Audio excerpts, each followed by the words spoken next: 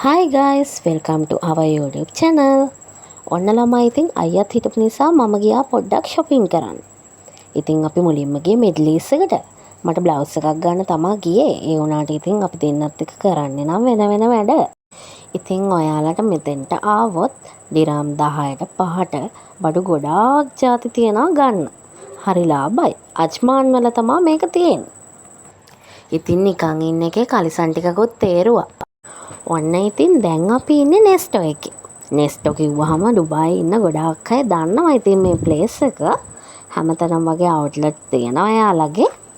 ඉතින් මිඩ්ලීස් එකේ ඉන්න කම්ම සොසේජස් බන් එකක් ගන්න ඕනි කියපු නිසා මාව එක්කන් ඇවිල්ලා අයියා අරන් දුන්නා. Hi guys, ඉතින් මෙහි ඇවිල්ලා අච්චාරු දැකපු පළවෙනි ස්ථානය තමයි නෙස්ටෝ එක. මට ඉතින් ඒක ඔයාලත් එක්ක ෂෙයා කරගන්න. ඉතින් මේ තියෙන්නේ අඹ අච්චාරු, මේ තියෙන්නේ අඹයි අන්නාසි, තව මේ ඔය එක මේවා දාලා තියෙන්නේ. මේ අන්නාසි කැරටුයි මාර අච්චාරු මෙහි කන්නේ.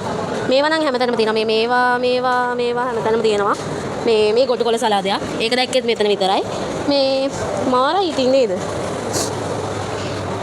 බලන්නකෝ ඉතින් මේ ඔලිව්ස් ඔය අනම්මනම් තියෙනවා. ඒව නම් හැමතැනම තියෙනවා. අර අච්චාරු ටික මම දැක්කේ මෙහි විතරයි. ඔන්න ඉතින් බලන්නකො මෙහි පළතුරු එළවලු කඳු පිටින් තියෙන්නේ. දැක්කහම ගොඩාක් ආස හිතෙනවා. ඉතින් ඔය මං අත දික් කරලා පෙන්නන්නේ දෙහි වගේ.